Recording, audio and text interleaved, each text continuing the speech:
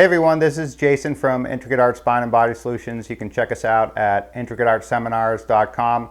You can get a hold of me, Jason, at intricateartseminars.com, and check out our blog section on the website. It's a great place to get more information. I write weekly articles about different things, different aspects of dry needling, spinal manipulation, joint manipulation, and autonomic nervous system homeostasis. So today, I just wanted to talk to everybody about ear ringing, right? So tinnitus is a problem that a ton of people have. It's a really, really common problem, and one of the issues with tinnitus is it can be caused by so many different things that it can often be difficult to find a specific causative factor. And I think more often the case is that people suffer tinnitus when their sympathetic autonomic nervous system gets to a too high chronic level, and for some reason or other something short circuits and it causes ringing in the ear. Now this can be from tight muscles, it can be from side effects to medications, it can be from high blood pressure, which can be a result of a million different things. But as far as physical therapy goes and non-pharmacological treatment, which I think should always be tried at first, the muscles in the trigeminal nerve distribution, especially the mandibular branch of the trigeminal nerve in the face, so that would be like the little hole right in front of the TMJ, the whole TMJ area, the backside of the jaw, and around the ear, right? So one of the things that happens with tinnitus is most medical practitioners are not trained or taught anything about how to treat tinnitus without medicine. So, in my opinion, one of the most common causes of tinnitus is tight muscles in the head and neck, along with tight tissue throughout the body that is causing the sympathetic nervous system to become hyperactive to a point where you start to get ringing in your ears. Again, nobody knows exactly how this happens, the specific pathways. We have some ideas. Obviously, the ocular nerve and the auditory nerve and some of the other nerves that are all kind of in the same area.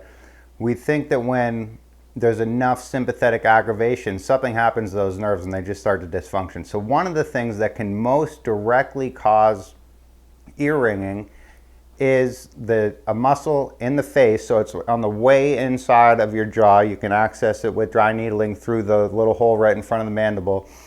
There's a muscle way in there called the tensor veli palatini muscle, and that muscle attaches to the side at the top of the soft palate and the inner ear cartilage itself, like the actual tube of the inner ear. So that muscle can most directly cause tinnitus because it actually attaches to the ear cartilage. So if you get any type of sympathetic hyperactivity going from anywhere in your body, that is going to short circuit and reciprocally inhibit parasympathetic activity. Now, one of the problems with that is when parasympathetic activity gets reciprocally inhibited from sympathetic hyperactivity, the most affected places in the body that you're going to notice first are typically in the most parasympathetically dominant portions of the body. So the muscles and the tissues that are most innervated by the parasympathetic autonomic nervous system.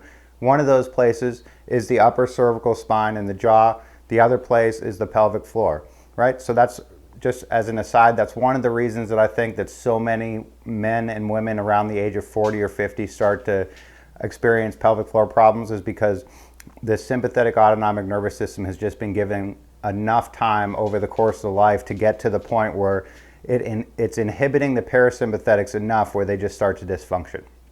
So getting back to ear ringing, it's the same type of thing that happens in the upper cervical spine. So if you have sympathetic hyperactivity, the things that get most inhibited are the parasympathetic dominant areas. And one of those areas just so happens to be your head and your upper head and your neck and part of your face, especially your jaw. So when the sympathetics get hyperactive, the tensor veli palatini and other muscles put tension on the cranial nerves and different nerves coming out of the face, specifically the trigeminal nerve, the vagus nerve, right? Those are the two most parasympathetic dominant nerves that we can target in this portion of the body. So the vagus nerve particularly is the most parasympathetic nerve in our body that we know of, at least. We're pretty sure about that. The vagus nerve innervates all of our organs. About 80% of it is afferent, so that means 80 to 90% or so of the job of the vagus nerve is to bring information from the organs and the rest of the body to the brain so the brain can then self-regulate. So if you can directly stimulate the trigeminal and the vagus nerves, that's a very, very good way to, as directly as we can, depress sympathetics by stimulating parasympathetics. So you can target the vagus nerve, the auricular branch of the vagus nerve in the ear is a very good place to use electrical dry needling for.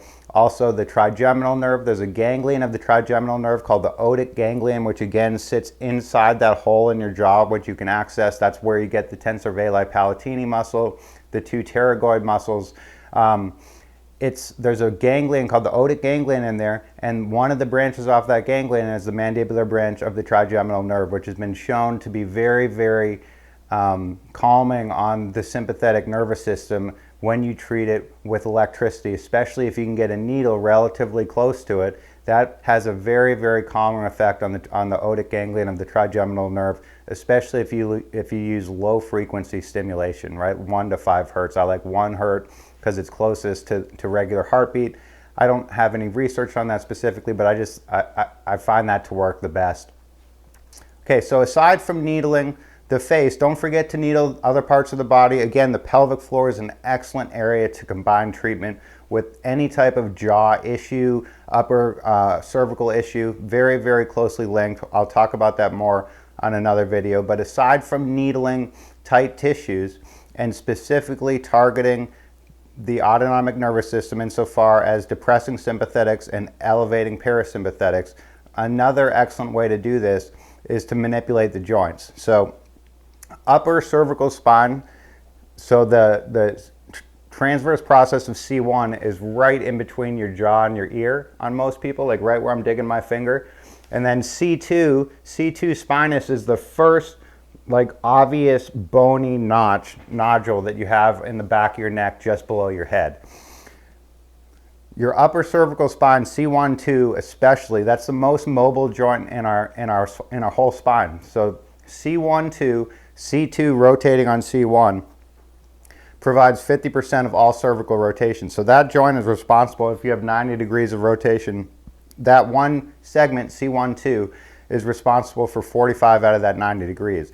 The other 45 degrees is split between the other 4 or 5 segments of the cervical spine. So what happens is if C1-2 gets rotated and deviated and stuck out of place, that puts a lot of excessive tension and abnormal activity on the cranial nerves exiting the foramen magnum in the brainstem. And one of those nerves, or a lot of those nerves, affect the ears and the face, right? So the trigeminal nerve, the vagus nerve, both cranial nerves, right? A lot of 8 other cranial nerves. So it's a very, very important to manipulate the upper cervical spine to neutral, to allow the joint capsules and the joints to sit in a neutral position. That allows the muscles that you already needled to be sitting in a neutral position, and that allows the sympathetic nervous system to depress and the parasympathetics to elevate. Remember, the overall result of skilled needling and skilled joint manipulation is sympathetic depression and parasympathetic elevation. That's one of the most important aspects of most medical treatment, because that is what most people need. And that allows our body to self-regulate. It allows the autonomic nervous system and the mind and the body to heal themselves and each other, which I think is a really, really overlooked, really powerful mechanism of all health, is utilizing or maximizing our body's own ability to heal itself. And dry needling combined with joint manipulation are 2 of the best ways that I know how to do that. All right, everybody, thanks. Let me know if you have any questions about anything. Check out our YouTube page and our website for other information, intricateartseminars.com.